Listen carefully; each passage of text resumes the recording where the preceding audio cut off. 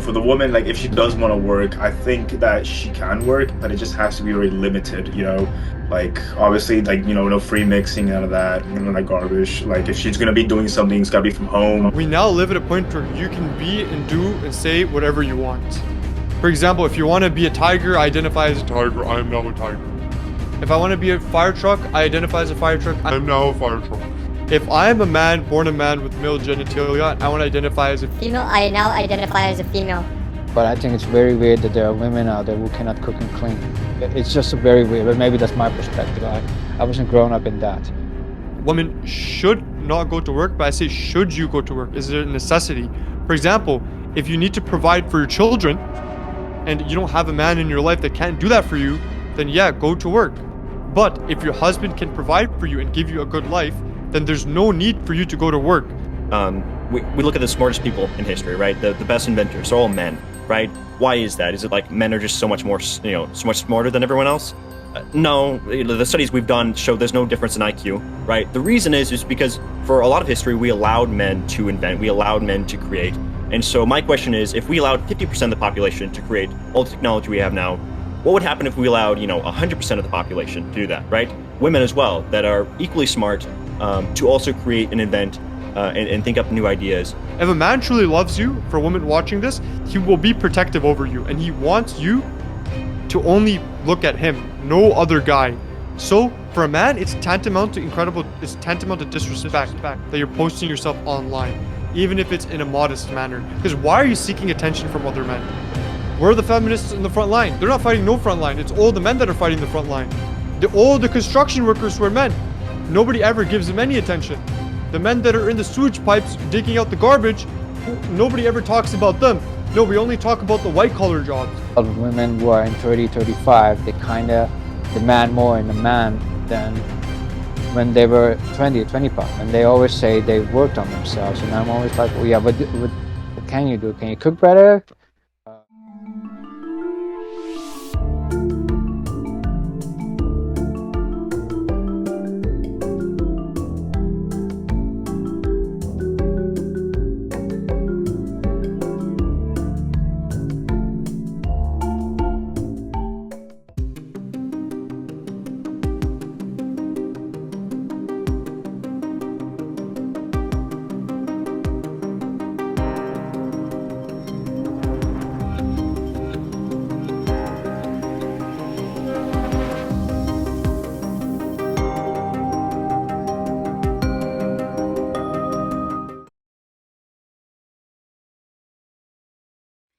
Hey there, Arma here. Today we will start a brand new series that will focus on how men view their world, and some of our topics today will consist of gender roles in society, home environment, so we'll discuss childhood and how they were raised, different movements such as feminism, anti-feminism, misogyny, and other topics. So I want to thank all the gentlemen here today who decided to be a part of this conversation, so I appreciate you all being here.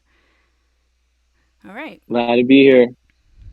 All right, so just to start off things before we get into introductions, I just want to ask from human to human, how are you all feeling? How have you been enjoying this year so far? Initial thoughts going into this conversation, anything like that. So we'll start with Rubiani. Alhamdulillah, the year is going amazing. Excited to get this up and going, and yeah, Shahab. All right, Shahab. Alhamdulillah, everybody. I'm doing fantastic, especially now that we're done talking about Flat Earth or 9/11. And I'm very much looking forward to this conversation. If I get too controversial, Arma, you already know what to do. Just mute my mic. All right, Ethan. Hey, I'm Ethan, obviously. I'm doing all right. This year so far, pretty awful, but I'm trying to stay positive, so that's it. Yeah. All right. Theo. I'm excited to be here. We've talked a little bit so far, and everyone seems really smart. I'm excited for this conversation. All right, Youssef. This year have been gone pretty fast. I don't know why, but it seems very interesting. And as the only non-American here, I would love to see and share my perspective with you all. All right. YS.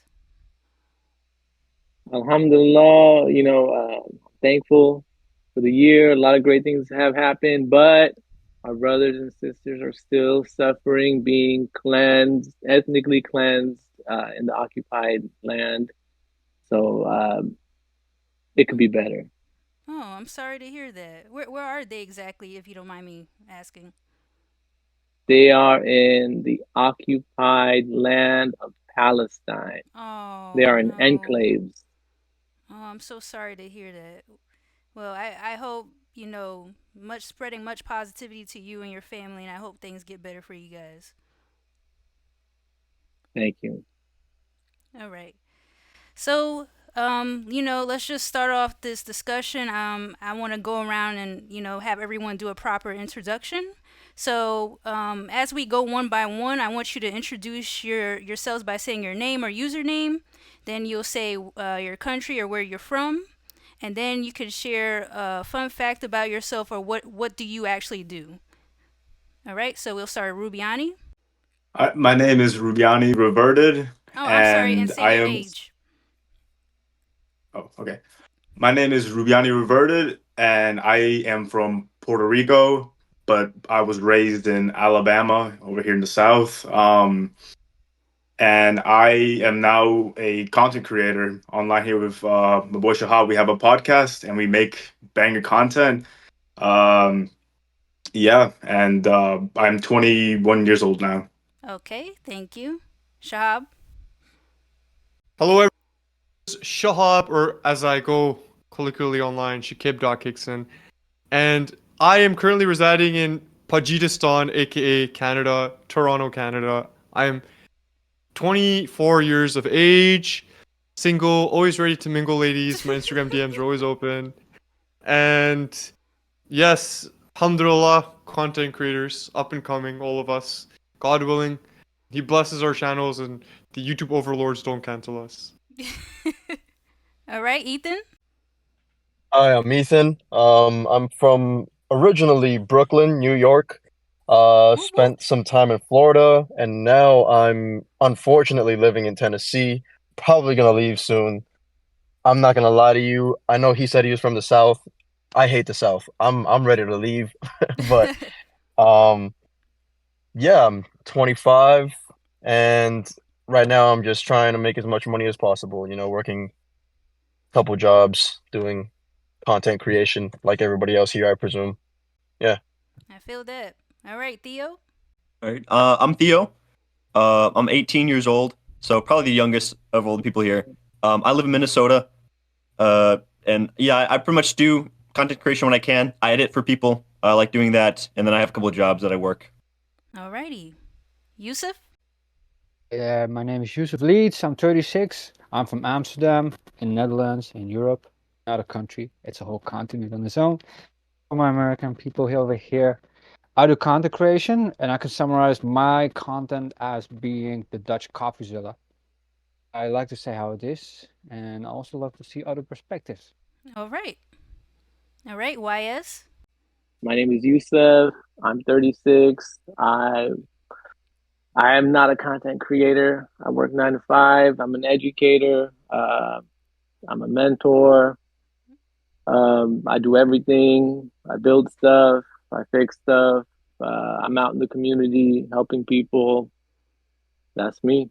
Nice, very nice. So it seems our oldest here is YS, aka Youssef, and our youngest here is Theo. Very interesting. Okay. All right. So now that we've learned a little more about you guys, let's get into it. So I think with the main thing with learning, the perspective of, you know, as a man, I think it's important to talk about your childhood and how you guys became the men you are today, right? So I just kind of want everyone to go around and kind of like talk about start with your childhood, your upbringing. How were you raised? Like what were some things, lessons you learned from your parents? What was it like being a young boy? Being raised around your parents, or if you have siblings, and just share some valuable lessons you learned. What things did you uh what things do you feel that you experience differently from maybe other, girls you grew up with or knew maybe from school or anything like that? So let's just start with Rubiani. All right. So a little about my upbringing. I'm sorry. A little bit about my upbringing is I was raised practically by a single mother, and it was pretty much like that my entire childhood. And the biggest lesson I probably learned were during when I was playing basketball because I was a big basketball player. When I was younger. I say that like it was a long time ago, but it was back when I was like 15, 16, 17, 18, whatever. And I learned a lot of my lessons from my coaches because I really didn't have that, father figure growing up. So I had to, derive a lot of my, a lot of masculine things and like I guess the masculine essence and things that were necessary for a young man to learn. I, learned it from these coaches and I've been able to kind of like re-educate myself into what it means to be a good young masculine man, and that's pretty much it for yeah, I guess my upbringing. Okay, and I'm sorry I didn't catch it. Did you have siblings or you were just the only child? No, no, I have a younger brother, Younger brother. and Okay. yeah. Okay. Thank you. All right, Shahab. First, I'll start out by saying shout out Parker, bro. His Rubiani's younger brother there. Nice. I was so my parents emigrated to Canada in about 1999, 1998. I was born in 2000. And originally, my mom got sick, so she was in the hospital for the first 3 or 4 years of my life, and my dad was always working. So I was raised by the most masculine man, the biggest alpha male I've ever met in my life, my grandpa. Mm. All the traits I have gotten, I would have to give it to him because he genuinely worked so hard to raise me, and I'm truly appreciative of the fact that I had a grandfather in my life that I was able to look up to and understand what it means to be a man. But even then, they come from a cultural background where they have a lopsided understanding of both the religion, I'm Mhm. Muslim, and on top of it, masculinity, where it's not based on prophetic masculinity, it's based on the cultural masculinity, I would say. We can go into that a little bit after. So I have 3 sisters, so I have to serve as a role model for them. I do my best. But as a man who is developing, you have to consistently test the ideas you're Mhm. exposed to, the ideas you develop. And I truly believe that life is a journey where upon you learn what it means to be a man. And that's not something that ends until you die. Because I believe we cannot judge a man until he's in his grave. That's why I Mhm. don't think we should be taking role models that are alive today, like Andrew Tate or like other content creators. We should be taking people already dead because we know how their stories end. We don't know how the people around us stories end. And in terms of the comparison between how the women around me were raised, how other men around me were raised, I'll be completely honest, a lot of them seem to be raised by the state or by the university apparatus or the school apparatus because they go more towards spewing ideas Mhm. they would that were fed to them essentially. The propaganda that they share in school, I believe a lot of people's ideas aren't actually their own, they're just ideas told to them. Then you can say, Shab, how do you know your ideas are your own as well? But I can argue and say that I've tried and tested my ideas. I sit and think about what I say. I at least try to take on other people's perspective. Most people, when I talk to them about feminism or I talk to them about masculinity, like, oh, you're toxic masculine. Oh, am I toxic masculine? Really? You haven't even heard my idea to its fullest extent. Right. And yeah, that's why I do believe that coming on these platforms and sharing our Mhm. ideas together as a group is a great way to be able to have other people try and test our ideas, clip us up, make us go a little viral, you know what I'm saying? And then we can sit down and talk about it. Okay. I'm gonna get back to you, Shahab, but let me go. Let's go to Ethan. Yeah, like Rubiani, I was raised by a single mother. Um, you know, of course, there were lovers, boyfriends, whatever, what have you, that came and went. I have an older brother, two younger sisters, and so anything that I have learned about what it means to be a man, anything about masculinity, probably is just an amalgamation of all the things I've decided to gather from the male role models that were in my life, no matter how briefly, as well as any research I may have done on my own. You know, I never had anyone want to teach me how to tie a tie, so I figured out how to do it on my own. I learned how to do oil changes on my car on my own, just whatever I could grab from wherever, and I just kind of pieced it together to create this image of who I wanted to be as a man. And that's kind of it, really. Okay. Thank you, Theo. Yeah. So for my childhood, I had four older sisters, so similar. And my house was very much just filled with like mental illness. With my sisters going through just depression, and suicide attempts. One of them actually succeeded, so that was very much a burden on my family for a very long time. I'm sorry to My hear parents that. were super busy with them. Hey, yeah, yeah. But my parents were like super busy with them, right? And so I didn't really get to like have that parental figure. It was very much me alone at the house almost all the times. I wouldn't see them for days at a time. But despite that, it gave me a lot of time to think and consider like what I want for my life, who I want to be. Um, and like as for masculinity, I would say mostly comes from my father.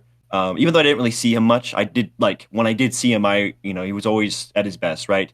He was a hard worker, wanted to serve, wanted to provide as much as he could for everyone. Never really got like angry. Didn't really have those vices. Had huge expectations on me of what I should be. Like I was clear when I let him down, and that kind of like drive has pushed me to be better. Hmm. Okay. Thank you. All right, Yusuf.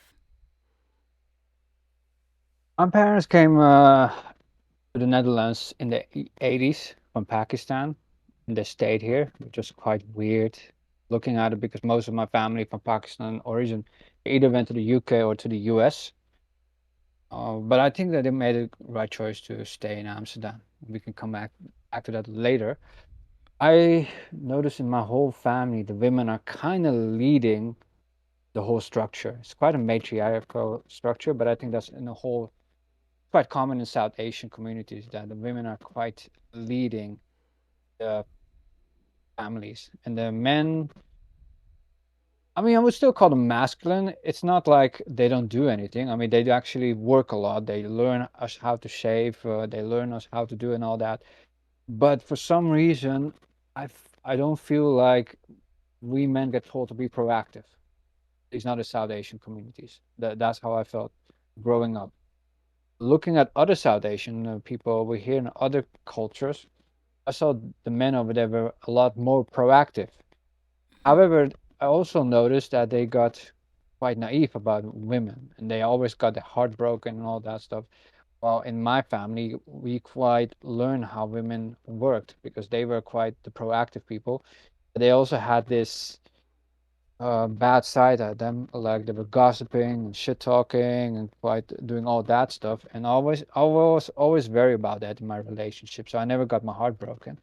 But I also felt that I wasn't as proactive as other men in my environment. So I had to learn that the hard way. And eventually we went to. That's uh that's my upbringing in a nutshell. Okay, thank you very much, Yusuf. Very interesting. All right, YS. Um, my family came here from Afghanistan. We were refugees. I have like three other siblings. Where I got my masculinity was from like my brother, and the rest of it was just for myself. Having to deal with life's trials really makes you into a man. Okay. All right, thank you. Now let me ask. I believe it was who was the two that it was Ethan and Rubiani, right? That grew up with single mothers, right? All right. So I wanted to ask you guys. This is an open discussion question. Any one of you can answer. Did any of you guys feel resentment? Maybe from the father role model or the male figure you didn't have in your life growing up. Was there any resentment in there, or were you kind of like, it is what it is? No, big time, absolutely.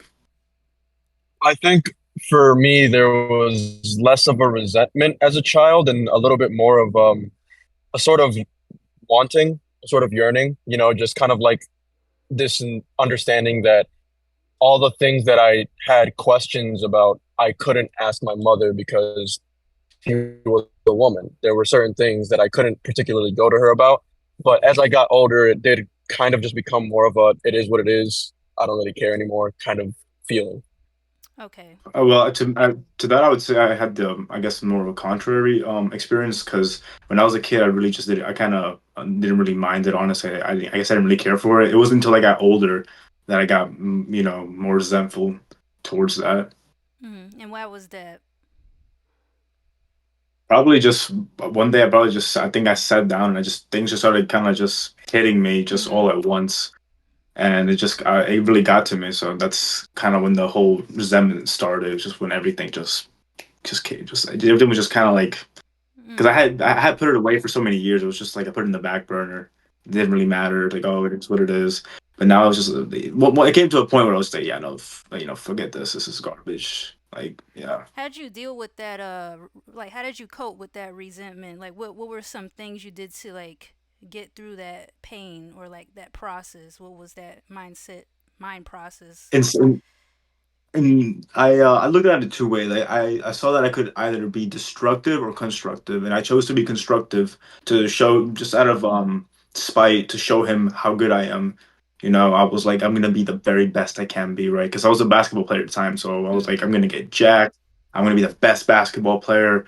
Everyone's gonna know me, and I'm gonna have all this respect, and he's gonna miss out and whatnot. Mm-hmm. So that was kind of how I coped with it, and I guess what all that had led me to become. Okay, so you found that more so through a hobby that you already were pursuing. Yeah, basically. Okay. Yep. All right, and let me ask, who was the one that had a lot of the sisters in their family? It was Shahab and Theo, right? All right, so let me ask you guys, what were some things you noticed, like how within your household, what were some things that were different from you being raised as a boy in your household compared to how your sisters were being treated? Do you feel like as them being your sisters, maybe they had a easier childhood growing up because they were the girls in the family, or did you feel everything was more so equal? And any one of you can answer that, or both. I'll start off. I don't want to cut him off though. Yeah. So I mean, I might be biased here, but my sisters were very much the my father's favorite, right? Mm-hmm.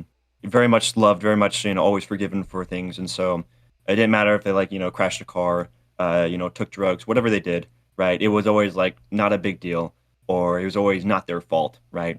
And then looking at like growing up, I was like, oh, okay, so that's fine, and I would engage in like say that behavior, right? And my father would have a completely different reaction, right?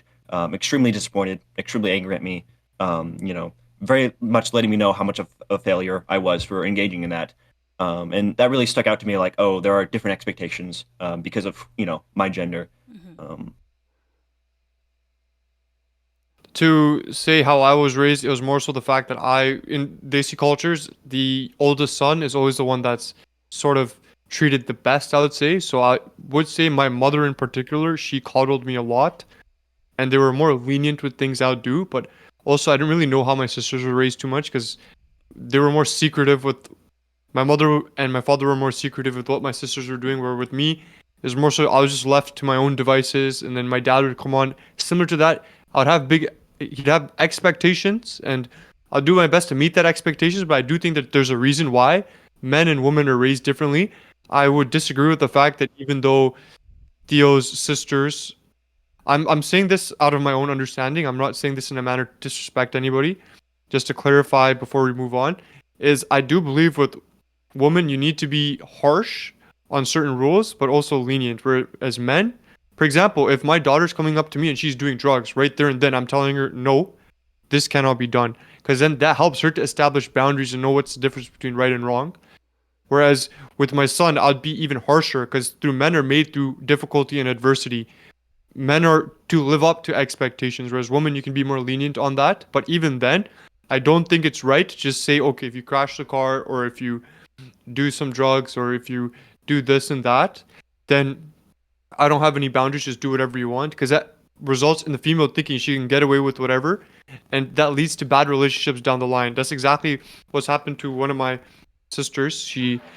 I don't really consider her a sister, to be honest, because of personal issues, but irregardless, that's a different subject entirely. Is when the dad is extremely lenient on the daughter, they're more likely to act out because then they don't trust or believe in male authority or the authority of somebody who comes from a higher position than them.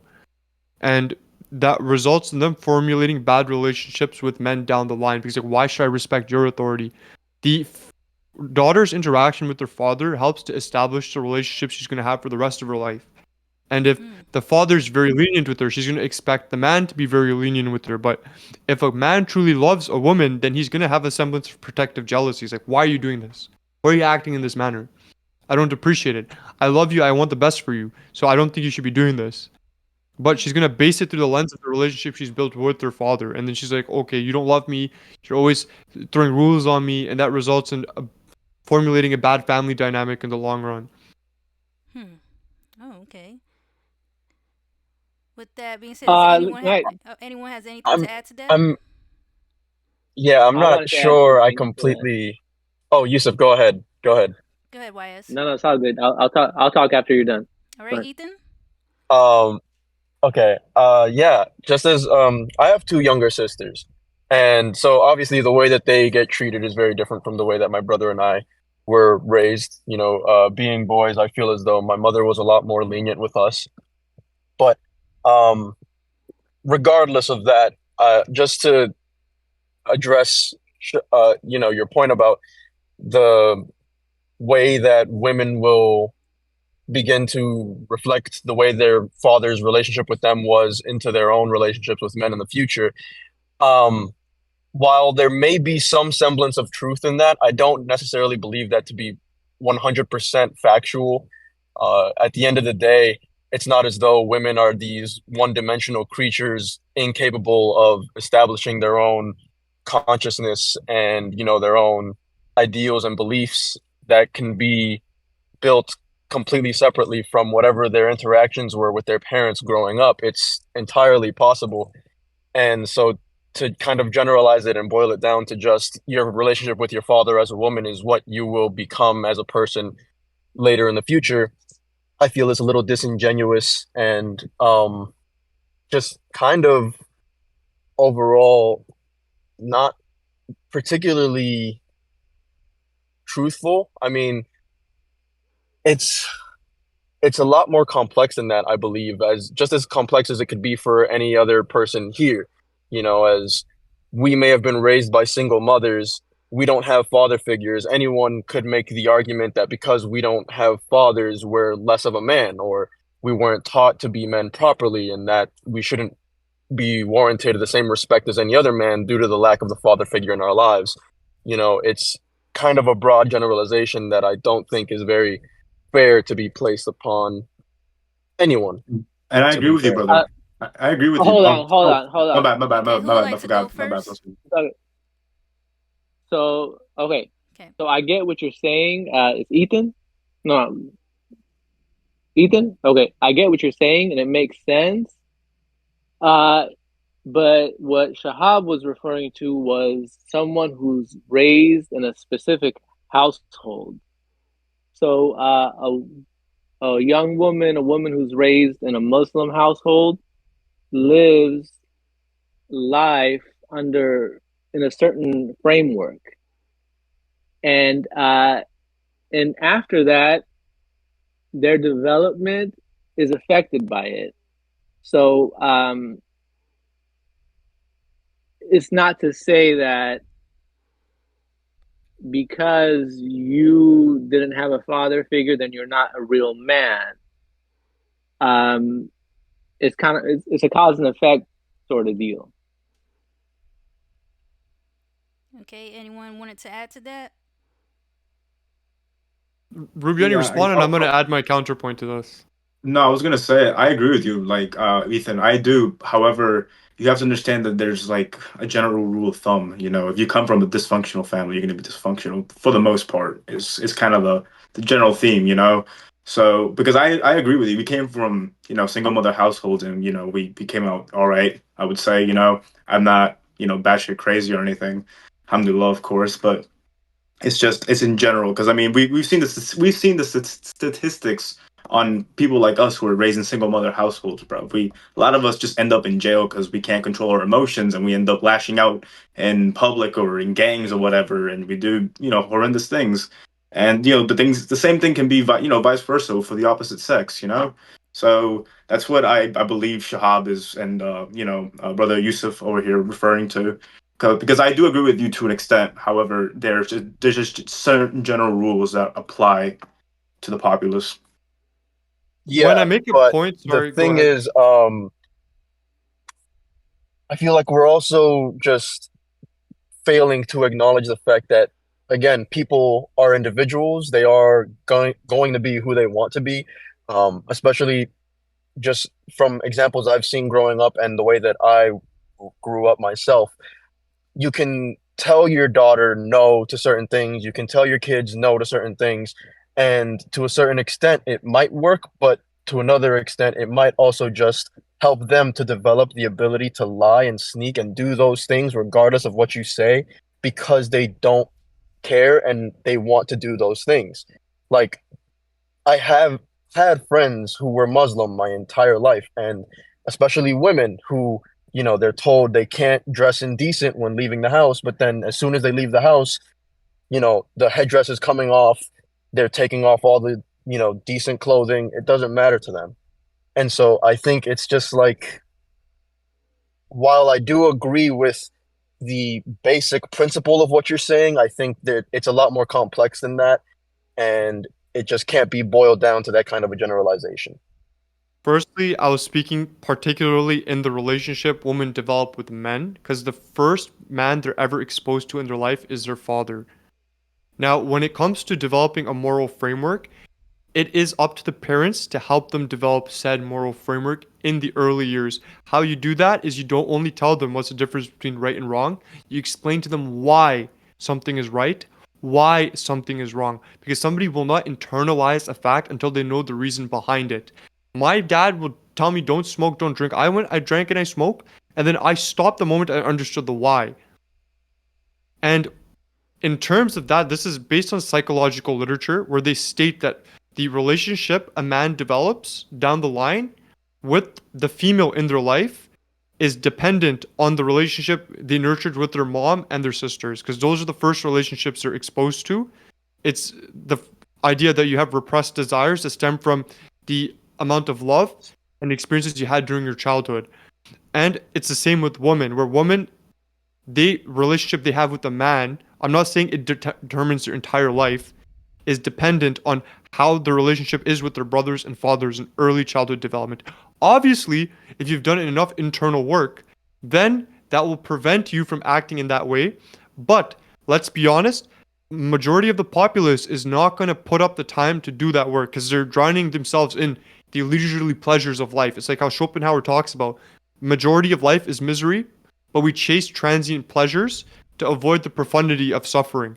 Well, I just combined the ideas of Schopenhauer and Choron, but irregardless, the point is that I'm particularly talking about the relationship they develop with men. Why? Because the relationship that they have with their father is imprinted into them in early childhood development. That's why, as a father or as a parent, it's really, really important on how you treat children in the first 4 years of development. This goes heavily into psychological literature and child rearing. Of course, and you're not wrong, but you also just kind of provided a counter argument to your own point where you claimed that your father told you no and you still went ahead and did it. And you didn't really discover that you didn't want to do it until after you had done it, which just kind of, I feel, adds to my point that, yeah, you can explain to these children of yours that they shouldn't do something. They're not really going to know not to do it until they've done it for themselves and experienced why they shouldn't. Like, if you tell someone, don't touch that stove, it's hot, you tell that to a toddler, they're not going to know what you're talking about until they touch that stove and they burn themselves and they're like, oh shit, that's hot. And then they stop touching it. They never touch it again. You learn from experience. So I don't think that's I particularly I believe I'm being strawmanned here because I particularly said that the reason is first, you have to explain to them why and help them develop a legitimate moral framework so that avoids happening. I didn't have that happen to me. So I didn't have the appropriate moral framework. I had to develop that myself because my dad was working, my grandpa couldn't speak English, so how am I going to understand what he's saying? The point still remains that as a father, it's integral for you to help the child develop a moral framework by explaining to them what's right and wrong. Yes, experience does play a role. However, that also comes down to how much you respect the authority figure in your life. If you don't respect the authority figure, which is developed over time, then you're going to have difficulty respecting authority figures down the line.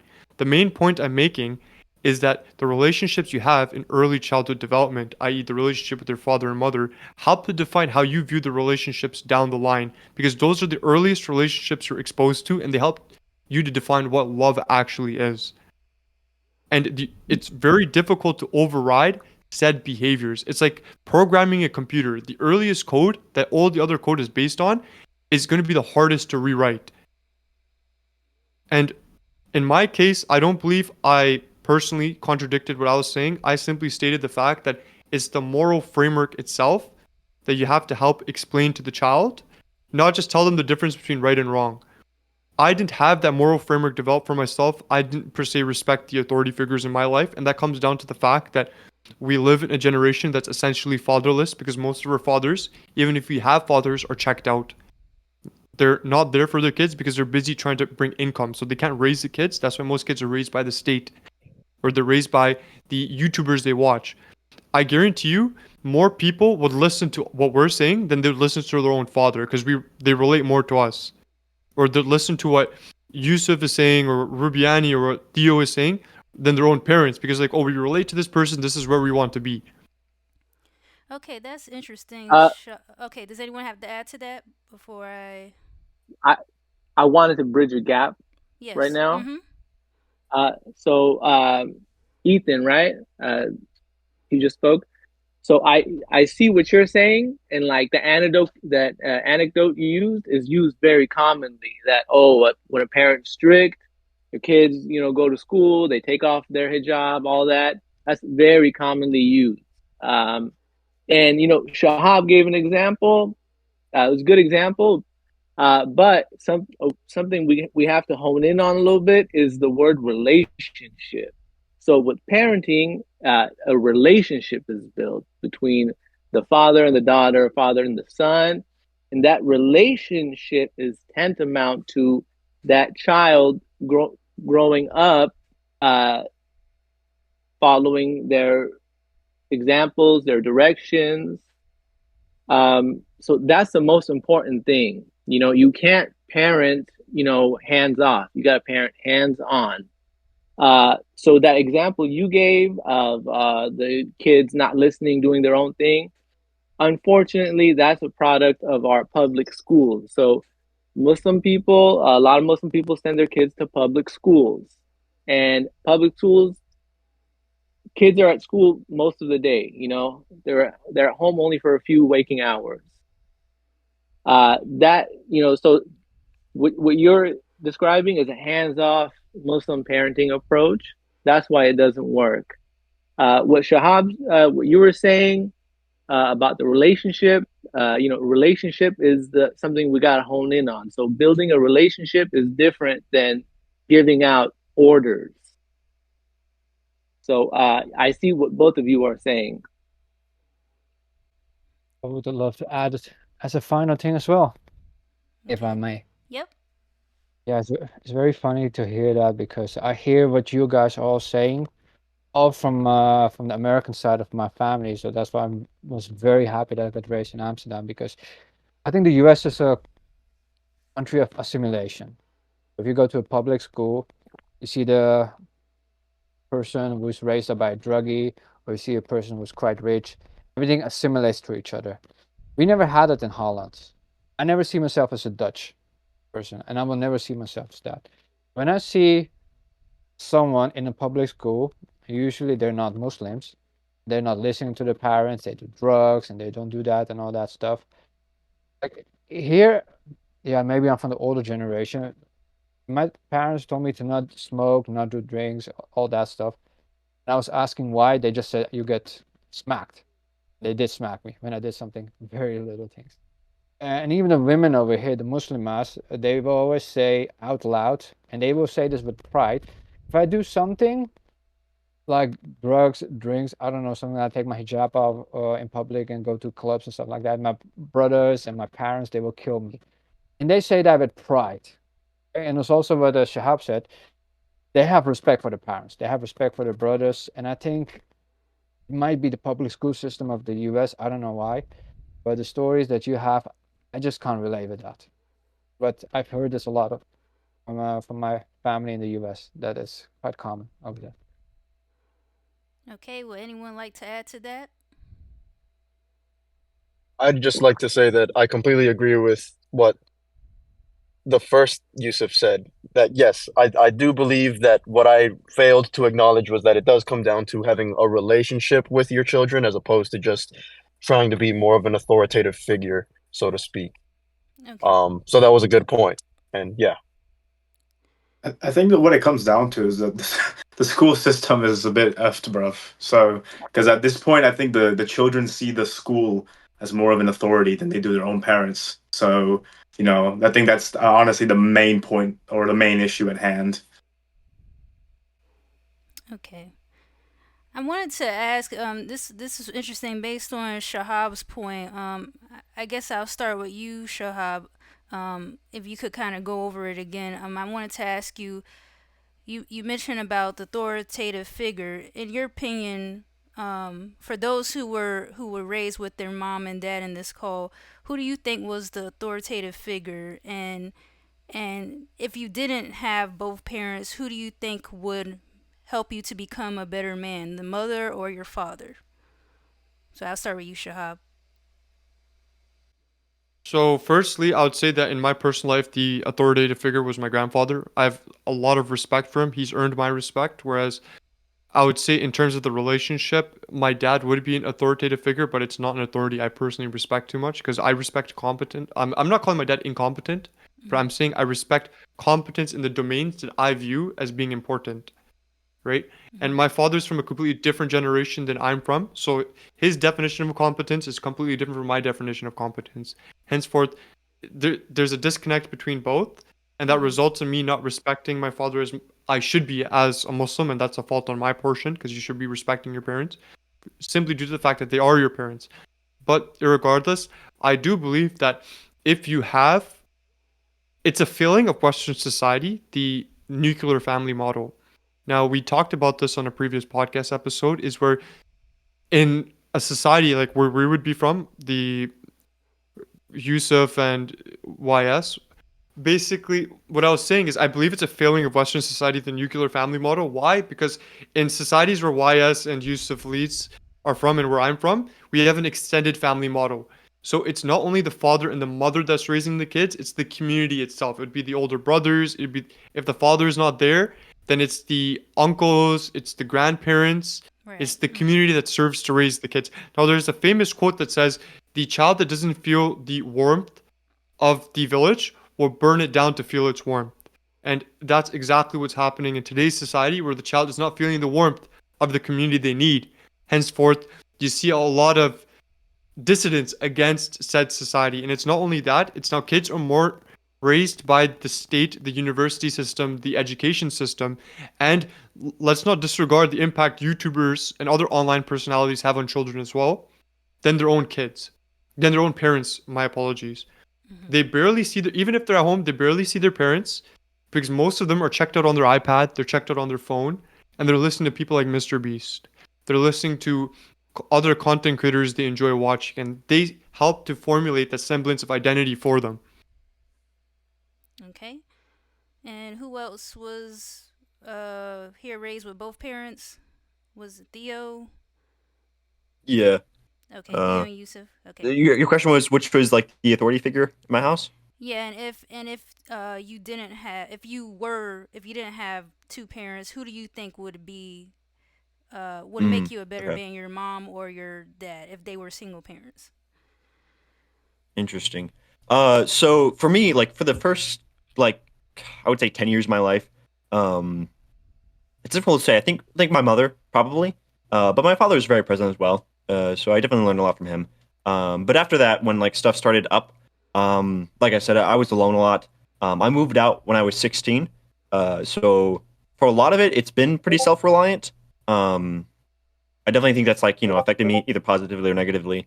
But a lot of my life has just been, my own thinking, and then like Shahab was saying, I wouldn't say YouTubers as much, but like just people online, trying to understand like reality and what life is about and what it means to be a man as well from that. Okay. Anyone? Who else had? Was it Yousef, right? Okay. Yousef, your turn. Yeah, I got also raised with both parents, and I think my mother was more the authoritative in my family, but that's quite in South Asian culture that the mother is actually raising the whole family. The father is more seen as a wallet, kind of like that. Back in the days, it was quite a respectful thing to say, but now not as much. For my, what I can say is, my father, I can see him as the nicest person ever. The very nicest person ever. I got most of his personality. He was a favorite in his family, and now I'm the favorite in my family. But if I had a single parent, I would say that my mother would be the better one because she was just more proactive. I think a lot of men, at least in my family, were not really proactive. Okay. And was there anyone else that was raised with both parents, or? All right. Okay. Well, let me ask the people that were raised with single parents. That was Ethan and Rubiani. Um, Let me ask you guys: do you feel that the single parent you were raised with made you a better man, or do I mean, did you both were with you got both had single mothers? Is that correct? Okay. Do you feel that if you were raised with the single father, how would things be different? Or do you feel like living with a single parent um, has changed your perspective compared to if you were raised with both parents or if you were just raised with your father? Do you think your perspective on life would be different, or would it be the same? I mean, honestly, uh, if they were both, if I would have had like a traditional family, like the mom and the father, probably would have gotten to see what it, I guess a functional family would have looked like, perhaps instead of just seeing, only one of the, I guess parental figures. Mm-hmm. So, but to be honest, I don't, I haven't really thought about this question, to be honest. Okay. Because I don't know. I just haven't gotten time to look at it or think about it. But Mm-hmm. yeah, that's kind of all I have to say about that. Okay. Ethan? Um, it's it is kind of a weird question, I guess, to Rubiani's point. Um, I'm not really sure, I do believe that being raised by a single mother has probably presented me with very different challenges than I would have faced if I were raised by a single father. But either way, there would be something missing. Just as, there might still be something missing had I been raised by both parents. There's no way for me to know that unless I were to go through it. But I do feel as though maybe having that traditional, nuclear family model, so to speak, um, might have at least provided me with a little bit better of a foundation to start off from, because I guess in a certain to a certain extent, I did always kind of feel as though I was starting from behind the starting line when it came to how I may interact with others or how I might view the world compared to other people who may have had both parents in their lives. Right. Um, in some cases, it turned out to not even be the case. So, there are still people out there with both parents who were even worse off than I were. So I think it's not really something that can be theorized or really thought about too much until it's something that actually was put into practice. And unfortunately, or maybe fortunately for me, I don't know, it just wasn't something that happened. But yeah. Okay. I think with the having, I guess, the mother and the father. I think it just provides you with like a fair chance. Like you got like they everyone got their fair chance, you know. The father got his chance, the mother got his chance, and you got your chance, you know what I'm saying? Yeah. And if, you know, if you didn't come out, I guess, with the proper traits that you should have gotten or whatever it may be, at least you can say is like, okay, you know what, we at least gave it a shot the right way, you know what I'm saying? But when it comes, like you always have that what if when you know when you go through that, just having a single mother or a single father, whatever. You're like, what if I had my mother? What if I had my father? You know, Hmm. you'll never have that certainty, like you would have if you 100%. would have Yeah. both. Yeah. So yeah, I agree, Ethan, and make that point right there. All right. All right. Last question on this topic before we move on to the good stuff. I just wanted to ask, what were some things you couldn't do as a boy growing up, and what were some things were expected of you as a, growing up as a boy or a teenager?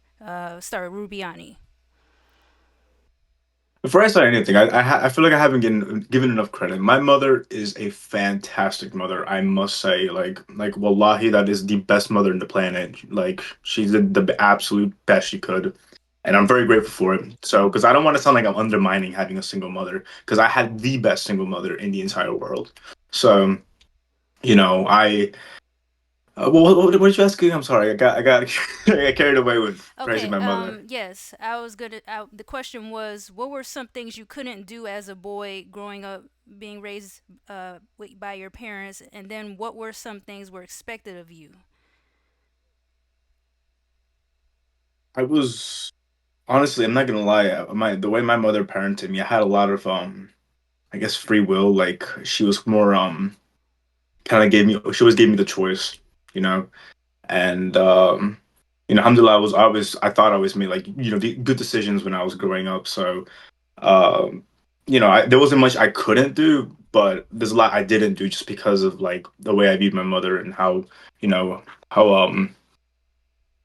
I don't know what the word is, but it was like I think it was the way she parented me. Like she always just gave me the option, and I always chose, I guess the right choice. But I don't Mm-hmm. know if everyone can be trusted with that choice. I just happened, I guess, to be, I guess, wiser. I don't know, but yeah, there wasn't much I couldn't do when I was a kid. But and then things that were expected of me, I think.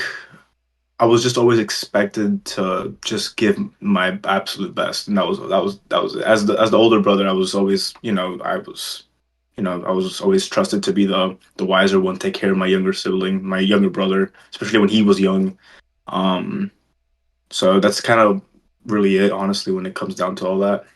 All right, thank you, Shahab.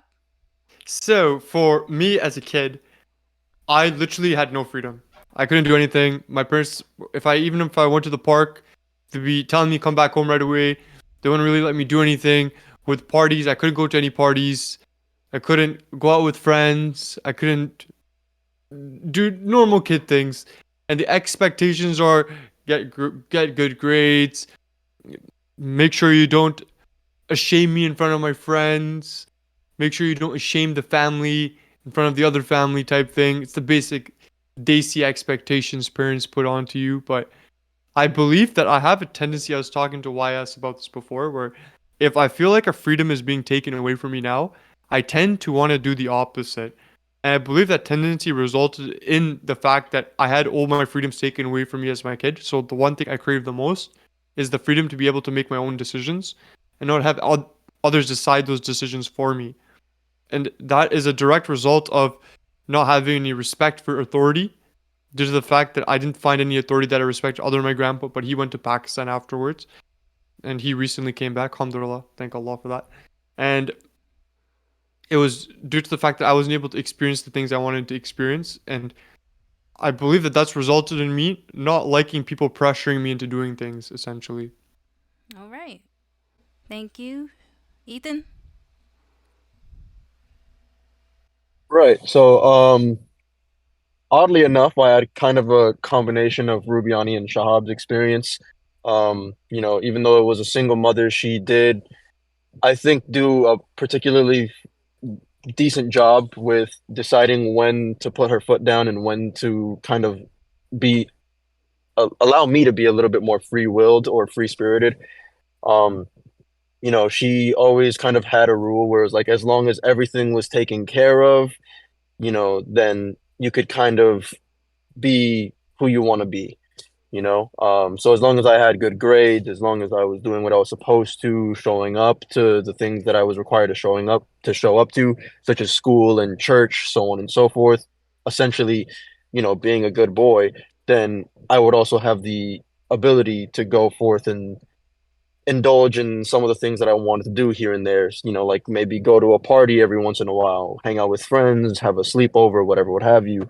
And of course, she was at times particularly overprotective, just, in certain instances, but all in all, nothing I really couldn't do, so to speak. And yeah. All right. Thank you, Theo. Yeah, I feel like my experience is very similar to Shahab's, with like a lot of restrictions. I also have that same feeling of like I hate restrictions when people try to place them on me. I want to do the opposite, right? For the first like good years of my life, that was very common, and then afterwards it kind of like tilted off, and there wasn't really anything that like I couldn't do after like I was 10 or 11 years old. But that was mostly just because like there wasn't as much attention on me, there wasn't as much focus, and so it's very much up to me like what do I want to do. Um, and I think for like expectations, also difficult. I think there's like the very baseline standard expectations that are on men, which is be a good provider, a good person, on and on. But other than that, I never really fully got like the exact expectations. A lot of it was focused on my sisters, and so there wasn't as much time to make it clear with me. Okay. Thank you, Youssef. I had the exact same upbringing as Shahab. I mean, I think that's a stereotype of South Asian Pakistani upbringing. Never allowed to do anything, just get the good grades and all that stuff. Which isn't bad. I wouldn't change anything. However, you also don't learn what to do afterwards. Because then you're almost not allowed to do anything up until college, and then now you're in college, and now you're allowed to do everything as long as you have good grades. And now, like, okay, what do I work towards? Do I work towards buying a house? Do I work towards marriage? But how does that go? Because I wasn't brought up with that idea. So at least if I had restrictions, I don't mind that. But I also didn't have really had a dad who told me that you should do this because then you can get married, then you get children, then you can get respect and all that stuff. Which kind of lead me almost to a hedonistic lifestyle for a short while. So yeah, I wouldn't change anything. Um, then again, kids these days, they can actually start their own business when they're 15 and 16. I was just playing video games, so I couldn't do much else. Right. Thank you. Okay, YS.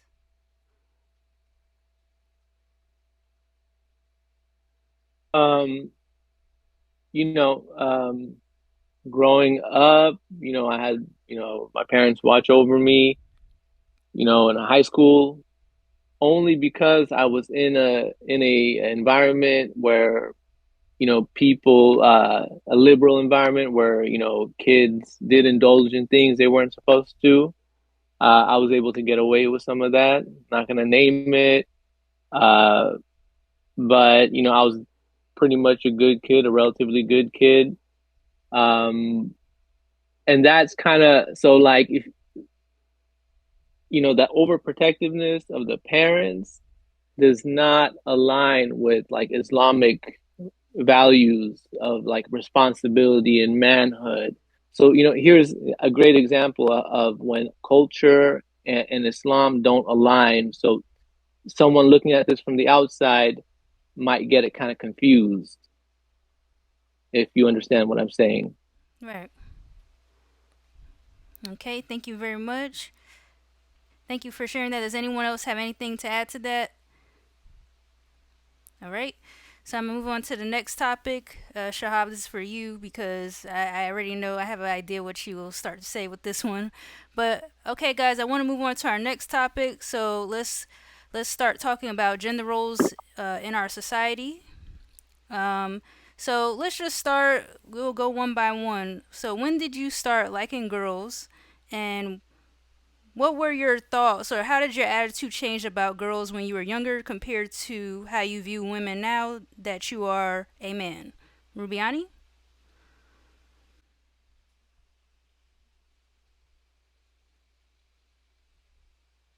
I'm not gonna lie, I was quite blue pilled when I was, or I'm not sorry, blue pilled quote unquote when I was younger. I thought it was like like how the Disney movies play it out.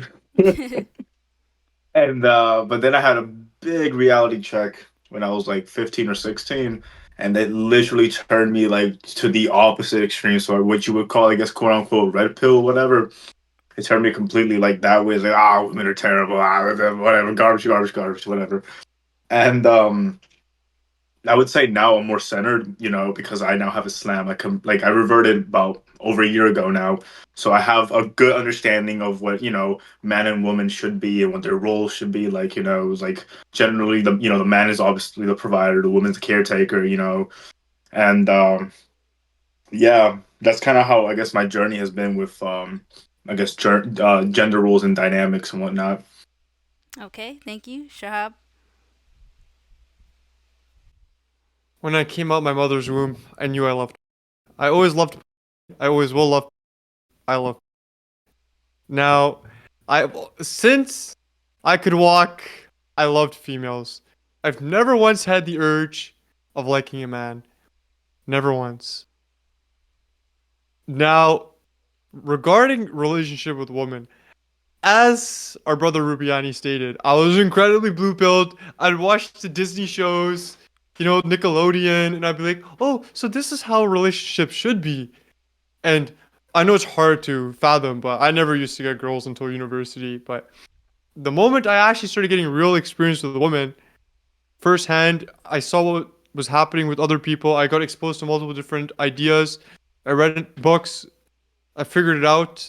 I don't necessarily, it's something you figure out throughout life. But, anyways, then I shifted more towards a red pill perspective where it's based on evolutionary psychology. I'm like, okay, if I manipulate them in this manner, this can happen. If I say this right thing, this leads to this checkpoint.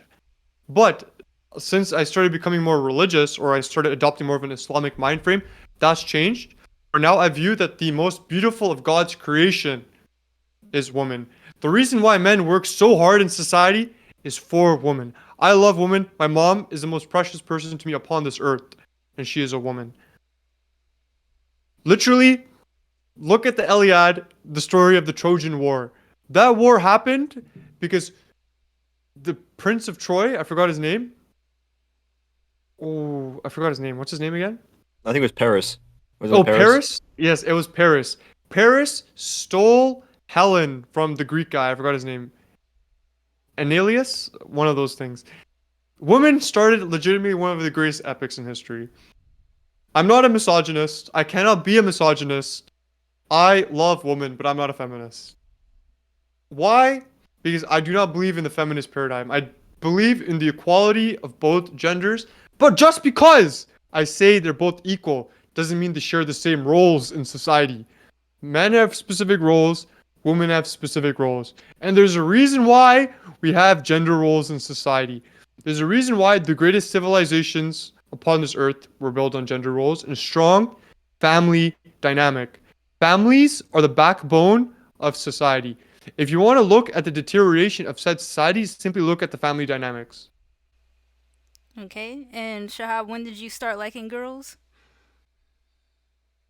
I think I stated it the moment I popped out of my mother's room. I knew I always will love. I love. Ethan. All right. Yeah, I don't. It's crazy trying to follow that, but um, I don't know. I guess you could say I had a brief, to quote the terms they're using, the terminology they're using, a brief, very brief moment of being blue pilled for a couple of years when I was a child, and then I guess I started having relationships with women particularly early. I had my first, relationship in elementary school, and I think I became, as they might have said, quote unquote, red pilled particularly early on, because I started experiencing some particularly not great things fairly early on. Like elementary school was the first time I got stood up. Middle school was the first time I got cheated on and then left for the guy that I was being cheated on with. And so developed a particularly negative view of women from that point forth, unfortunately. But I was able to revert it back by doing some introspection and just reflection, and also coming to the realization of the view that I shared earlier, that just like men, women are all individual, more than one dimensional, and can be capable of equally great things as equally horrible things. So it doesn't really matter. It's all very gray, I guess. There's no really black and white. Um, so I just, I guess I could say the same thing as Shahab now. I'm in a place right now where I do love women. It's kind of hard not to, like, you just see them and it's like, oh, it's a woman. How could you not? But, yeah. And as far as gender roles go, I grew up in a way where I was raised on really, really old fashioned and traditional values, that, men should, always hold the door open for a woman. You should always be a provider. You should always be a protector, so on and so forth. But, we also are raised in a time where things are a lot more modern. So I guess I've also adopted a little bit of those views as well. It's hard not to, especially in a society where now women do view themselves in certain instances as being more leaning towards wanting to take on a more dominant role, so to speak. And it's, I don't feel any pressure to have to dissuade them from those things that they might want to do or partake in.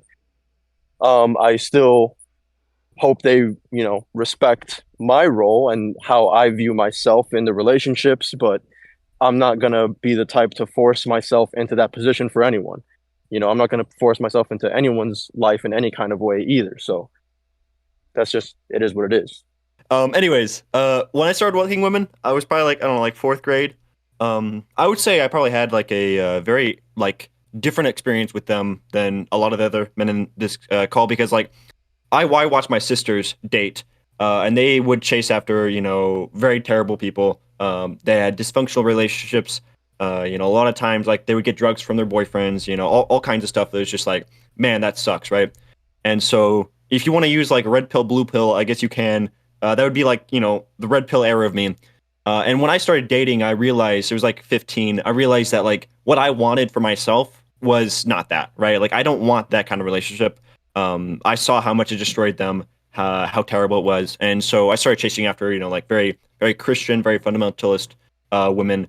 And I enjoy it a lot. I very much enjoy the peace, the calm, the trust I could have with them, right? There's no more games. It's not like psychological tricks. I can trust them.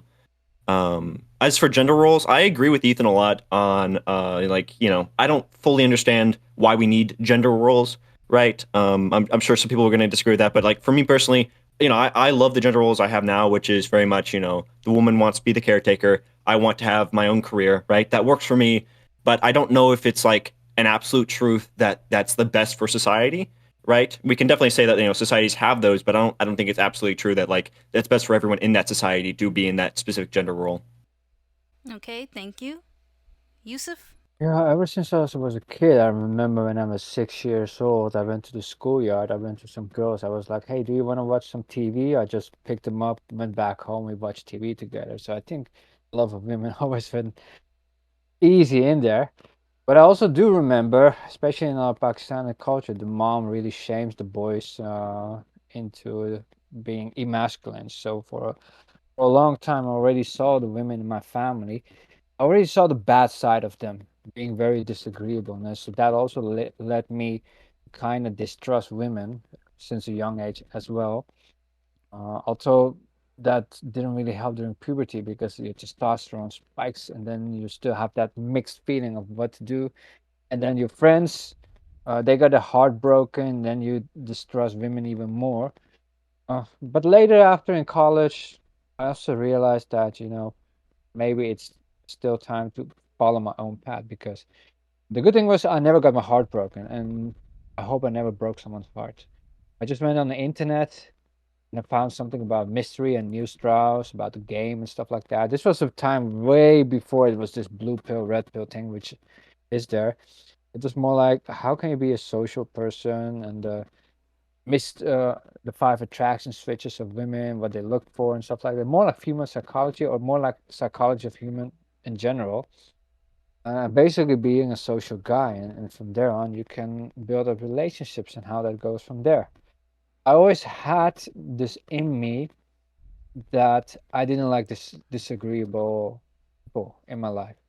In this case, women with relationships. So I always uh, despite women who were very disagreeable. So women who were working in law and just couldn't switch off with that. That also led me to just have only positive experiences with women. Either it was very negative, but then from short, or it was positive for years and years because I just love my peace of mind. So no, I don't think I can recall any negative experience with women in my life. Okay, Yeah, thank you the very love is much. there. Thank you. All right, YS. Mm-hmm. How old was I? Was that the question? Yes, when did you Uh, start liking girls or growing up I as a I think I was girl? like I think I was 5. Um, but that's just a feeling, right? Mhm. Um, but I found girls around me to be kind of dumb.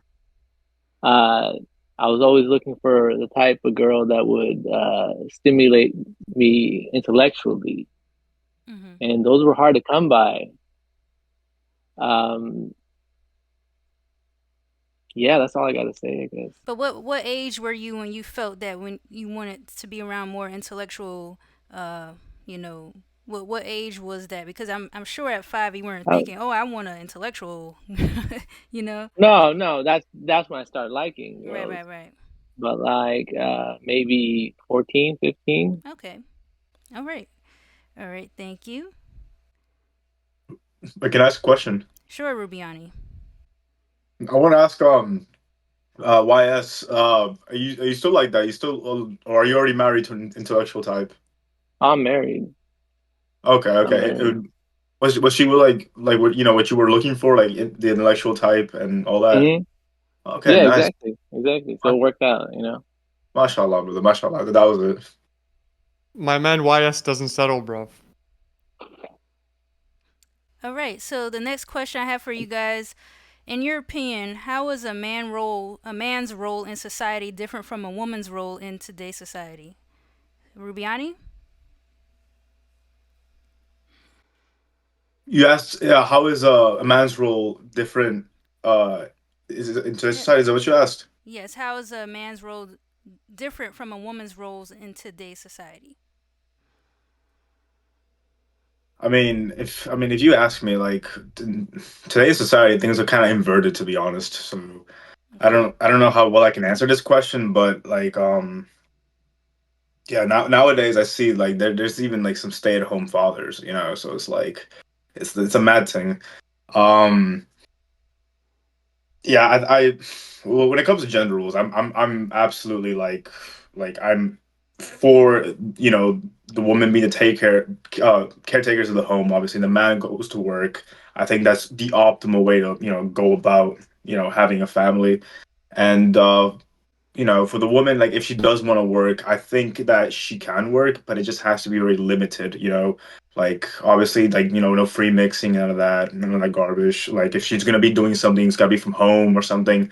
Just because you want to avoid problems. Like that's like most things can be just, or most problems, if they can just be prevented. Like that's the cure. Honestly, it's just prevention. And yeah, with these traditional gender rules, if everyone applies them, then we're gonna have less, I guess, garbage in society. So I guess I don't know how well that answers the question, but those are my thoughts. Okay. Shahab? There's a fundamental difference between how society is and how society should be. Now, I agree with the point where Rubiani stated gender roles themselves are inverted. I believe it's not only that, it's more so that we now live at a point where you can be and do and say whatever you want. For example, if you want to be a tiger, I identify as a tiger, I am now a tiger. If I want to be a fire truck, I identify as a fire truck, I am now a fire truck. If I am a man, born a man with male genitalia, and I want to identify as a female, I now identify as a female. It's a society based on people's feelings, not on rationality. Now, I believe society should be based upon gender roles because that works on the innate predisposition of both male and female sexes. The reason why you have gender roles is they serve to sociologically bring the best out of the woman and the best out of man based on their natural predispositions, where women are seen as more neurotic and anxious, whereas men are seen as more assertive and disagreeable. Yes, you have exceptions to the rule. You have women that are more assertive than men. You have men that are more anxious or neurotic in their attachment styles. But as I always state, the exception does not necessarily, rules are not made on exceptions, they're made on generalities. It works on the majority of the populace. That's how democracy should be. Should be what the majority of the populace states. Now, the reason why, as I stated, you require gender roles is because it is best suited for raising the children. As a mother, the mother is holding the child in her womb for 9 months. So she's going to be more emotionally in tune with the child. It's not the father. The father's job is to caretake and protect the family whilst the mother is raising the child. Now you're saying, oh, in today's society, we don't need to do that. How long is today's society going to last? The nuke could hit tomorrow. The EMT could hit tomorrow, and then boom, what happens? Gender roles go back into norm. Look at Ukraine. Where are the feminists in the front line? They're not fighting no front line. It's all the men that are fighting the front line. All the construction workers who are men. Nobody ever gives them any attention. The men that are in the sewage pipes digging out the garbage, nobody ever talks about them. No, we only talk about the white collar jobs. We only talk about Western society's problem. What about the people in Palestine? What about the people in Kashmir, the Rohingya, all these other, or the people in South Sudan? They're following gender roles. It's only in the Western society where said gender roles are inverted. We have to take off this narrow belief of everything that happens in the West is exactly how society should be. We have to have a more broad perspective. How is society in Russia? How is society in China? How is society in Iran? The so-called enemies of the West. How is society in where places are war-torn? Because for most of human history, we have not had peace times. We've been in constant states of war. And even now, we're not in a peacetime. We've just colonized our wars or send our wars off to the third world to live our cushy lives. Now, how long is that going to last? It's not going to last for too long. So just watch. We're going to come back to this video 5 years ago and we're going to listen to exactly what I'm saying. And exactly what I'm going to say is going to happen. We're going to go back to gender roles in society. You're already seeing an extreme movement from the left to the right. And that always occurs when you have a Democrat in office. It always swings to the extreme opposite of said the person who's in office. All right, thank you. Very interesting, Shahab. Ethan? The question was just, what are the differences between men and women's gender roles in society today, right? Correct. Yeah, I mean, just from what I can gather, it does seem as though there has been a bit of a shift to the contrary of what gender roles were previous. I can't really speak to this entirely because, I'm 25. I wasn't even around when the previous supposed gender roles were a thing. I will not claim to be an expert on it, but it does seem to have taken a shift to where now we do allow women to take on a more dominant role in society. And men feel a little bit more comfortable taking more of the backseat or the, caretaker role in certain instances. But that's just from what I can gather. Again, I'm not really one to claim to be an expert to feel as the need to even speak on such a matter, but I don't really care.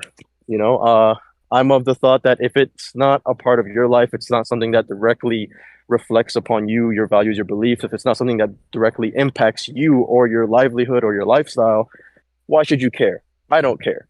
It is what it is. Do what you want. It is what it is. Okay, thank you, Ethan. Theo? Yeah, I think we all pretty much agree that like gender roles are starting to, I don't know if I would say flip, but almost disappear. I don't think men are like expected to be homemakers, right? Um, but women aren't expected to be homemakers either, right? Um, Men aren't like they don't have to pursue careers. Women don't have to pursue careers. Now we can disagree. I feel like there is much more pressure on women to pursue careers and much less attention on men. But I don't think there's like strict gender roles that exist as much anymore. I think a lot of them have disappeared. Personally, I don't see like why that's a problem. Rubiani talks about like stay-at-home fathers. I think if a father wants to stay at home to take care of his kids, I don't see that as like a terrible thing. I don't see how there's like evidence that that will result in like a kid turning out poorly. Having women work jobs, I think, is only a good thing. If you look at like history, we look at the smartest people in history, right? The best inventors are all men, right? Why is that? Is it like men are just so much more, so much smarter than everyone else? No, the studies we've done show there's no difference in IQ, right? The reason is because for a lot of history, we allowed men to invent, we allowed men to create. And so my question is, if we allowed 50% of the population to create all the technology we have now, what would happen if we allowed 100% of the population to do that, right? Women as well that are equally smart to also create and invent and think up new ideas. At the same time, Shahab mentioned a little bit about like how women are more neurotic. I don't know if there's any specific studies. I couldn't find any specific studies that prove women are more neurotic or anxious. And I definitely couldn't find any studies that show that they're so much more neurotic or so much more anxious that they're unable to perform in a job setting, right? They might be slightly more, but there's no evidence that that makes them unable to perform in that way. Okay, thank you. All right, Youssef? It's very weird that we're even asking this question these days, but I think it is what it is in 2024. I don't think it's bad if there's stay-at-home dads, but at least men should have the ability to earn a living, and that's the thing. And it's also not bad if a woman pursues career, but I think it's very weird that there are women out there who cannot cook and clean. It's just very weird, but maybe that's my perspective. I wasn't grown up in that. But that kind of leads to interest of women in later ages, where you see that women who are in their 30s and 40s who are still single, because they think that because what we like in a man, men should like or like in us. Um, a lot of women who are in 30, 35, they kind of demand more in a man than when they were 20 or 25. And they always say they worked on themselves. And I'm always like, well, yeah, what can you do? Can you cook better? Are you better in shape? But no, it's more like I'm better in my career. I have a PhD and all that stuff. And it's a lot of men don't look at that in an attractive way. And that kind of is a negativity in society because I think Morgan Stanley, the bank, they had a research saying in 2040 about half of every woman up until the age of 45 will be childless and single. I don't think that's good for society because we already have a declining birth rate. And yeah, as Shakib said, we're now living in a cushy lifestyle, but in 20, 30, 40 years, it's going to go downhill. Yeah, what's going to happen then? It's going to happen war. And when war happens, we get war torn, and then traditional gender roles will come back. Unfortunately, that is what it is. Very interesting take. Thank you. YS? Okay, so it not mattering if women work, men stay at home, um, it does matter because at the end, you have kids, and these kids need to developed, be nurtured, and the only one who can nurture a child, a father cannot nurture a child like the mother can. And the father needs to model manliness to his sons and his daughters. So the daughters can know what a man is, how they should be treated. And so the son has that model right there. So, you need to learn how to knock someone out. The only person who's going to teach you that is your dad. So it does matter. It does matter. And there's definitely a role reversal. Men, unfortunately, became simps you know, and now you got things like red pill, blue pill, all that. I don't know what they are, but the red pill is like super like masculine. And you got these young men, you know, they have so much knowledge on this stuff, and it's like they're torn. So it does make a difference. And unfortunately, we were headed down a bad trajectory. It's not any better now with the red pill and all that stuff and all these different pills they got. It's kind of confusing, but everything will work its way back into like homeostasis. Okay, thank you. Does anyone? I just wanted to Go ahead, interject Shahab. here. Go ahead, Shahab. Theo stated there were not any articles online stating the fact that women are more anxious attached. I literally just whipped out an article right now and I can read you off the summary of the results where it states that in the present study, a significant gender difference was observed in the two attachment dimensions of attachment anxiety and attachment avoidance. Male university students are shown to be more avoidant. Female university students are shown to be more anxious. Then that also breaks down the study. If you go on to the introduction, it also discusses how women are more prone to high rates in depressive disorders, somatoform disorders, anxiety disorders, and eating disorders, essentially neurotic behavior, whereas men are higher in substance use disorders, and especially in alcohol use disorders. Yeah, I do believe that Also, there's like go in and find even more articles. I can literally find more articles, and I can speak to other people who are literally professors and scholars in said field to get you more articles on said difference. So just to clarify for the audience, there is a difference. My question is the difference big enough that makes them unable to perform in a job setting? And I don't see how it is, right? It's not the fact that women cannot perform in a job setting. It's the reason as to why women don't ask for promotions as much is because they're conflict avoidant. As much as I hate Jordan Peterson, he does talk about this a lot. And on top of that, for example, we're in the Green Pill Code School, and he specifically brings up this example. If your boss or if your manager is somebody who's more neurotic or anxious in comparison to you, it's going to result in the said leader lashing out or manager lashing out and creating discourse or a negative working environment. That's why most men in corporate fields are in more managerial positions. It's also why you see more men in the scientific field. But what I will state is this is only a Western phenomenon. For example, the Ottoman Empire, there was a period of time where it was called the Sultanate of Women, where the women were the ones behind the men ruling the empire. So I will not state that women should not go to work, but I say, should you go to work? Is it a necessity? For example, if you need to provide for your children and you don't have a man in your life that can't do that for you, then yeah, go to work. But if your husband can provide for you and give you a good life, then there's no need for you to go to work. The most important thing in a relationship is the children and raising the children.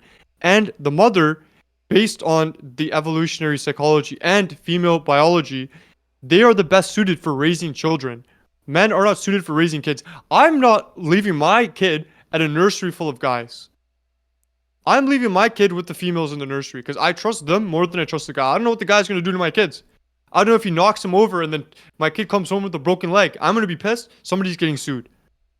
Whereas with the woman, I know she'll raise the kid properly. She's in tune with the emotional needs of the children.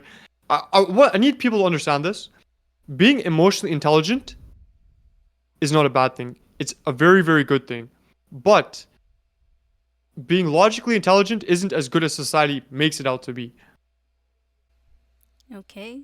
Anyone has to add to that? Yeah, I guess I just. Oh, no, brother. No, go ahead. Sorry, my apologies. Thank you so much. I guess I just have to really ask, like, because it seems like you were almost agreeing, like, if a woman wants to work, right? And let's say the kids are like, above the age of 12, so they're perfectly capable of taking care of themselves at home, right? Is there a problem with that, or do you think it's fine? It's highly dependent on what the job is. For example, is she going to work in a place where she's going to have a highly likelihood chance of seeing a lot of men? Then I'm not comfortable doing that. That's just my personal opinion. I'm not comfortable letting my woman work for somebody above her who is a man who tells her, get my coffee, do this, do that, to have another male authority figure. That's not me. But if, let's say she wants to start a job from home, she wants to work or she goes to a setting where it's mainly women, or there's a segregation in gender roles, then I'm more than happy to have her go work. In fact, I'd like her to be educated so I can actually, as YS states, be able to have a stimulating intellectual conversation with her, right? My issue is if you're going to work in a corporate 9 to 5 office, yeah, I'm not comfortable with that. I'm also not comfortable in her working under a guy. If she's working under a girl, fine, I don't care. Then go ahead. If, for example, she's working in a corporate position where it's all females working in that corporate position and her boss is a woman, well, look, go do whatever you want. But if she's working, the guy beside her is a guy, this guy over here is a guy, her boss is a guy, I'm not comfortable. That's just my protective jealousy of the woman. I'm not comfortable with my woman spending time with other guys alone, and I don't know what's going on. Yeah, I can understand that, Shahab, but the question is like, is that because of your own insecurities, or is that like a fair thing, right? Like, I'm not comfortable with my girlfriend hanging out with another guy completely alone at his place, right? I think that's a fair insecurity to have. But if I was like, you're not allowed to leave the house because you might see another man, that's unfair insecurity, right? And so I don't really know why it's fair for you to say that I don't want my woman working around other guys because what, she'll cheat on you? I don't understand that, I guess. Firstly, I do believe it's not an insecurity. This is protective jealousy that if you truly love somebody, it's something that will happen. And I believe YS and Yousef Leads can both attest to this, both being married men. That, secondly, I'm not saying my woman can't leave the house. She can go leave the house as long as I know where she's going and I know she's safe and she's protected and there's no issues of some guy coming up randomly robbing her. Like, I'm not comfortable letting any of my sisters walk outside in certain streets in Toronto because I don't know what's going to happen to them. I can't be there to protect them. And you say, oh, but can't women protect themselves? If a 200-pound guy walks up to a 120-pound female, we know what the outcome of that is. The female is getting plummeted and whatever is happening is happening. And I'm not letting the woman get in that situation. Secondly, in terms of men, to clarify, it's more so based on protective jealousy and the fact that even if I trust the woman, it's best to simply just avoid that situation. For example, it's a two-way street. I shouldn't be going out to the club and dancing with other girls or dancing with promiscuously with other females in a setting that will increase my likelihood of cheating. Because at the end of the day, a relationship is built on trust. And you can say, oh, but shouldn't you trust your woman? Yeah, but shouldn't the woman trust me to be able to provide for her? And it's not even her. It's also the fact that she's going in a situation where random men are going to approach her. I don't know what's going to happen. There's a lot of cases of sexual assault going on in the workplace. You may be like, oh, but this is an extreme example. It's not as extreme as people make it out to be because a lot of these statistics are incredibly underreported. Now, I would just like that situation to completely avoid it. Be the one providing, giving her money, whatever she needs, whatever my family needs. And if she wants to go and start a woo-ha business online or go work with other females doing whatever she wants, and as long as she explains to me what's going on, what's happening, she's safe, she's secure, she's happy, then I'm fine with it. My issue is when other guys get involved in the situation. This is basic evolutionary psychology. When we go back in time, woman, how would a man know that this child is mine? The man knows this child is mine. Why? Because I'm the only man that's mated with said woman. So now the children are protected and I know they're mine. Because there's only one ovary and there's multiple spermatogonia. So this is the evolutionary mating strategy for men. Now this, I would not say this is an insecurity. This is evolutionary hardwired into us to behave in this said manner. Okay. Anyone has to add to that? Yeah, I'd like to add to that. Okay. So, it's not about being insecure. It's about protection. It's not about that woman cheating. It's about men acting predatorily around them. It's about those eyes, those glances, those gazes.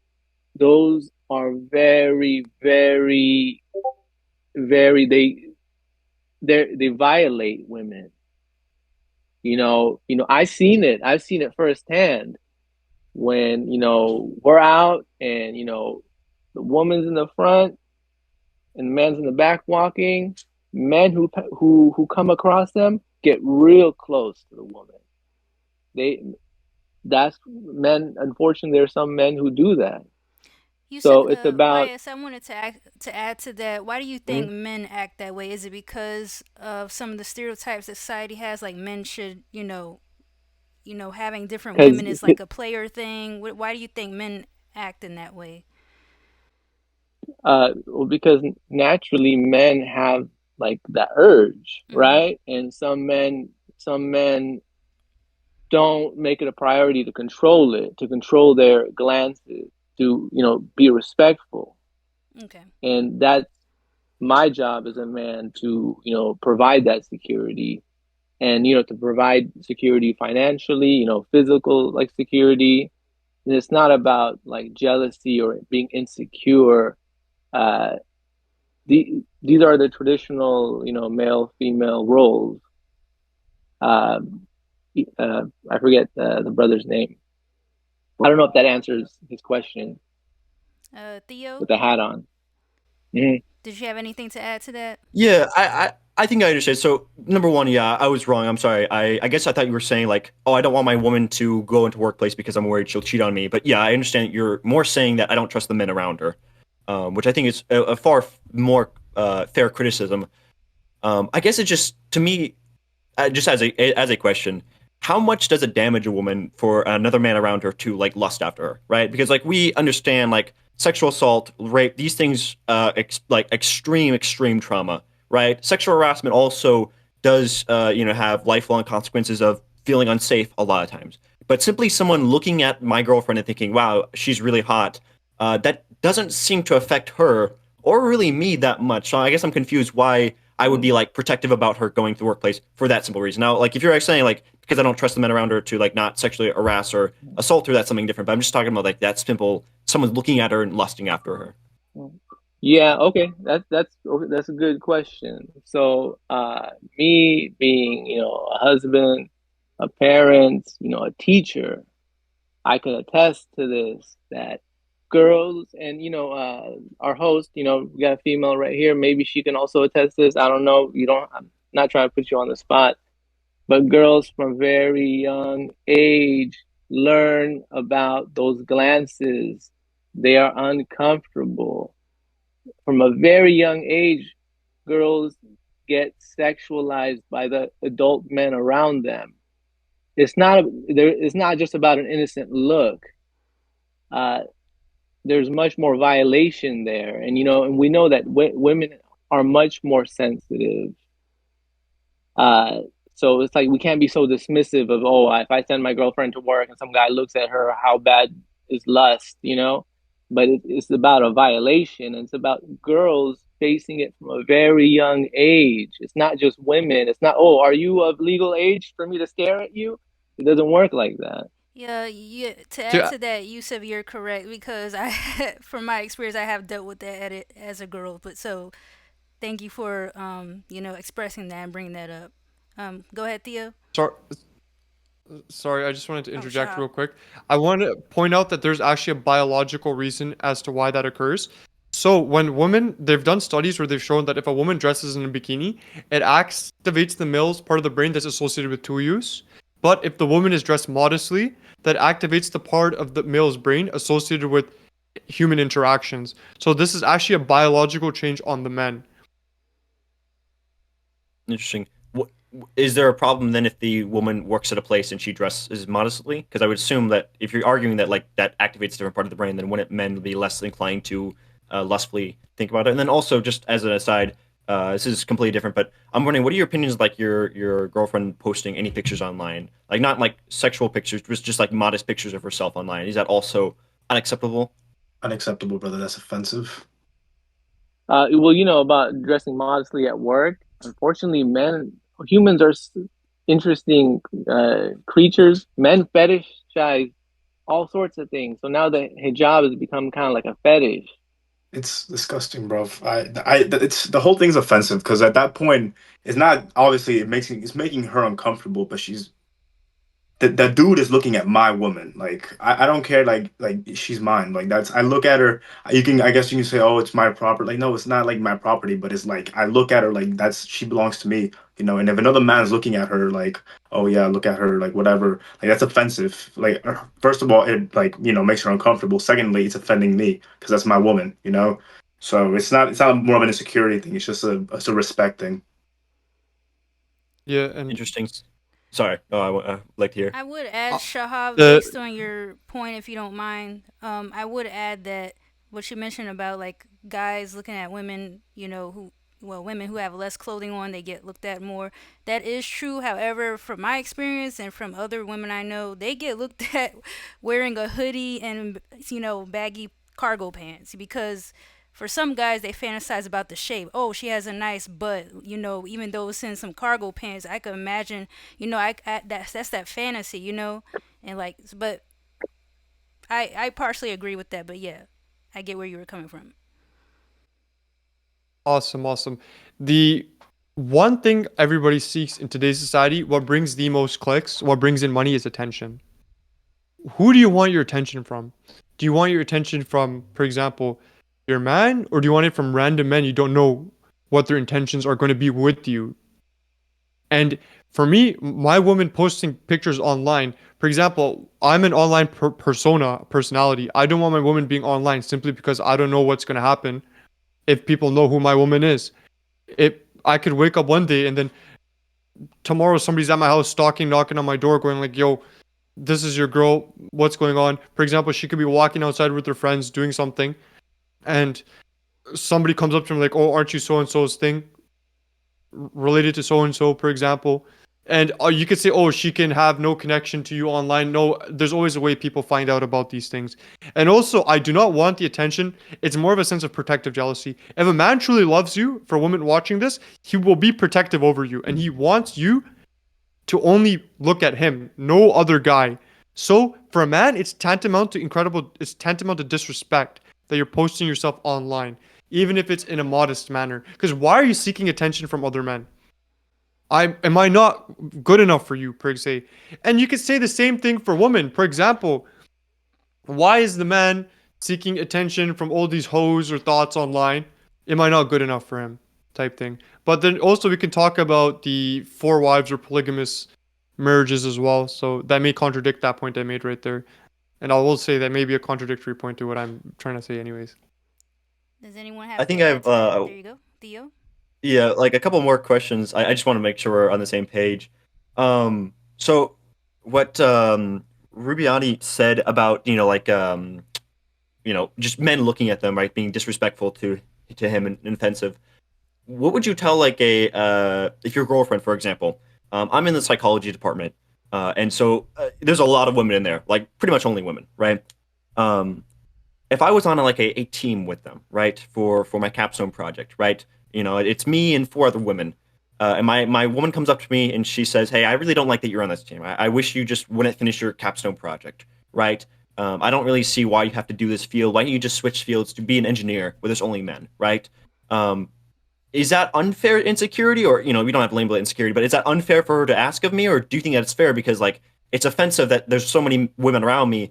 And I don't know if you've talked to women, but like that sounds offensive. Obviously, you've talked to women. I don't know if like how open women are about like their view on men with you, but I've talked to a lot of women, and they're very free to talk about how much they sexualize men, how easy it is to objectify them, and see them as simply like someone to sleep with or something like that. And so I don't think it's unfair to say like in the psychology department there are 100% women in there that objectify the men in there, right? So my question is it unfair for my girlfriend, for example, to ask of me, "Hey, don't do psychology, switch majors," right? Because I don't want you around all those women.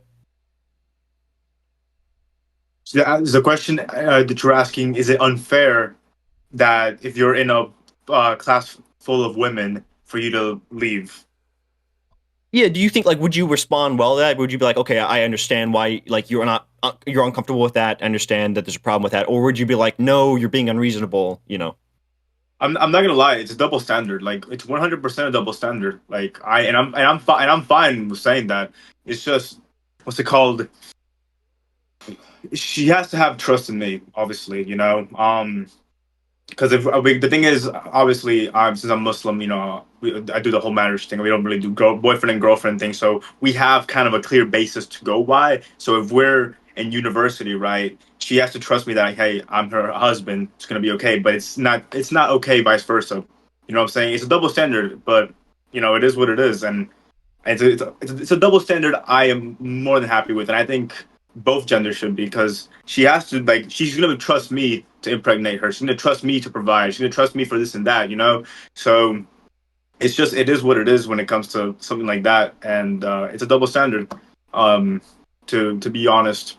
But I also believe that, you know, people should be like genders should be segregated. You know, if I had it my way, if it came down to it, I would only want to be in all boys classes or all men's classes. You know, and women should be in all women's classes. But if it came down to it, and it's like it's only like I gotta get this class done, but it's with all these women, then you know she just have to trust me. But if it was vice versa, I'd be like, listen, honey, I love you, don't do it. Boom. So that's my answer for that. Rubiani, that's I would like to. interesting. You said that I just want you said you would prefer if you had it your way, you would prefer to be in all boys class or all men's class compared to girls being all girls class. My question to that would be like how would you learn more about like girls growing up if you don't have that experience like being surrounded with them in class? You get what I'm saying? If everyone's kind of like segregated, if you get what I'm saying. No, the usually, well, I think this is where the father comes in. The father can usually tell the boy and kind of like show him how Mhm. it's, you know, how he's supposed to do things. Mhm. Um, but yeah, I because if you're segregated, it just eliminates any problems that can happen within, you know, people free mixing and whatnot. It's a reason why a lot of these religions kind of state like the, you know, I guess these roles that we should have, like that we shouldn't be you know, integrated together. At least that's what Islam preaches, and I'm 100% for that, because it's Mhm. about prevention and avoiding fitna, or avoiding the potential problems. Okay. I would just like to, sorry, interrupt. I gotta leave soon, so I do want to make this point before I go. I'm sorry, Okay. I'm missing the best part. So, firstly, I would state that the ideal society is where both genders are lowering their gaze, where modesty is a value in said society. But obviously, that is an ideal that we cannot achieve in the West. For example, in your case, I've had my decent fair share experience with women, and people can go out and disagree with what I say, but for a woman, I would address the underlying issue and say, yeah, that's definitely a fair concern. But what I found is it actually turns women on when they have more female competition, whereas with the guys, it tends to do the opposite.